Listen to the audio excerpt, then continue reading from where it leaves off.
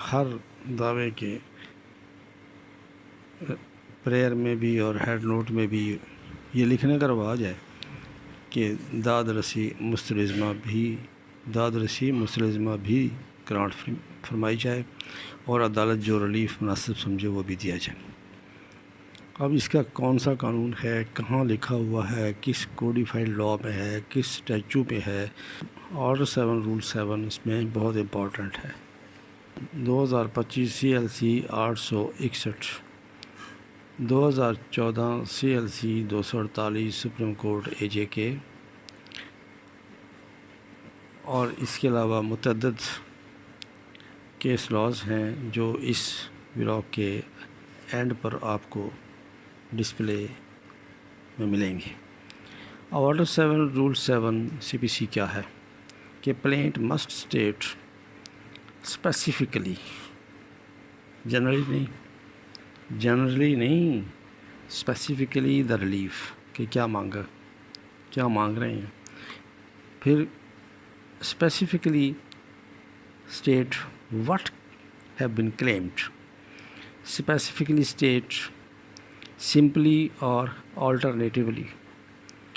اب یہ تو مانگ لیا، دوسرا اس میں ثانی قوانین ہے 7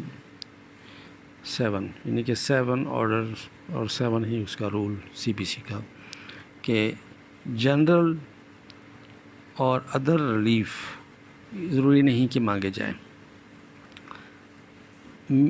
یہ کون سے ہیں؟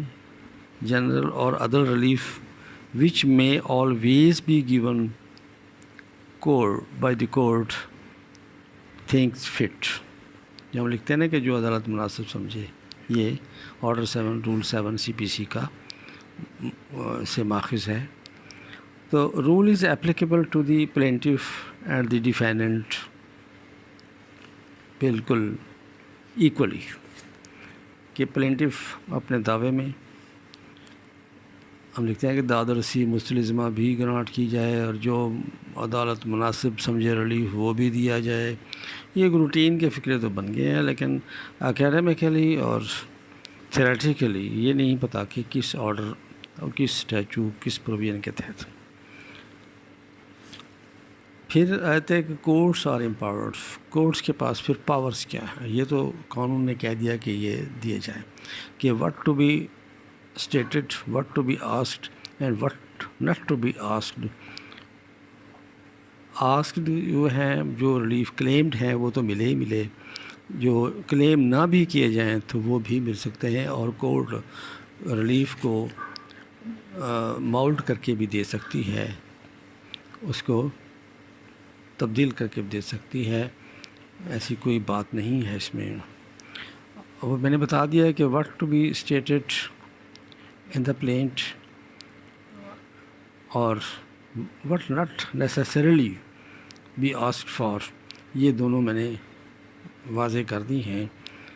اور رول اپلیکیبل ہے ڈیفینڈنٹ پر بھی اور پلینٹف پر بھی ایکولی۔ ڈیفینڈنٹ پر کیسے کہ ریٹن اسٹیٹمنٹ میں وہ کوئی بھی کلیم کر سکتا ہے، کہ جس کو سیٹ آف کہہ سکتے ہیں، اور کوئی بھی کلیم، کوئی بھی نیا سیٹ آف فیکٹس دے سکتا ہے اور اس میں مانگ سکتا ہے۔ پلینٹف کے بارے میں تو واضح ہے کہ اس نے دعوے میں مانگنا ہے۔ اب کورٹس کی کیا پاور ہے؟ Court is empowered to mold relief to avoid multiplicity of proceedings, multiplicity of lists۔ کہ یہ نہیں ہے کہ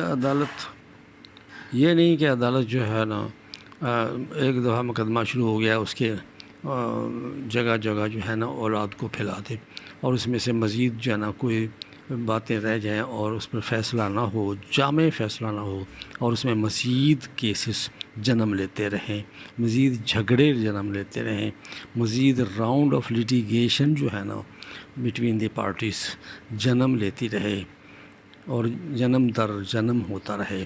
اس کسی دعوے کی کثیر اولاد پیدا کرنے سے روکنی ہے، ملٹیپلیسٹی آف پروسیڈنگز کو، لسٹ کو روکنا ہے۔ not denuded، court is not denuded to mold and grant such relief as dictates of justice. انصاف کے احکامات، ڈکٹیٹس آف جسٹس، انصاف کی احکامات کے تحت ریلیف کو مولڈ کر کے گرانٹ کرنے میں عدالت اختیارات سے خالی نہیں ہے، کہ انصاف کے تقاضے ہیں اور کوئی چیز ہم نہیں دے پا رہے، عدالت میں ہم بعض دفعہ کھڑے ہوتے ہیں تو کہتے ہیں یہ تو میرا اختیار نہیں ہے. یہ بات ان کا کہنا غلط ہے، اس بات سے میں اتفاق نہیں کرتا. ڈکٹیٹس آف جسٹس کے تحت وہ دے سکتے ہیں، ملٹیپلسٹی آف پروسیڈنگس اور لسٹ کو اوائڈ کرنے کے لیے دے سکتے ہیں، ایسی کوئی بات نہیں ہے. اور change situation of case during the pendency of the case ہو سکتی ہے، اس کے مطابق جو بھی ڈکٹیٹس آف جسٹس ریکوائر کرتے ہیں کسی بھی پارٹی کی فیور میں کہ اس کے ساتھ یہ انصاف کریں گے تو یہ لیٹیگیشن کا سلسلہ ختم ہوگا تو وہ کورٹ دے سکتی ہے. یہ ڈکٹیٹس آف جسٹس ہے. اب کورٹ کے پاس اور پاور تیسری کیا ہے؟ To look at the substance of the plaint not form of the planet.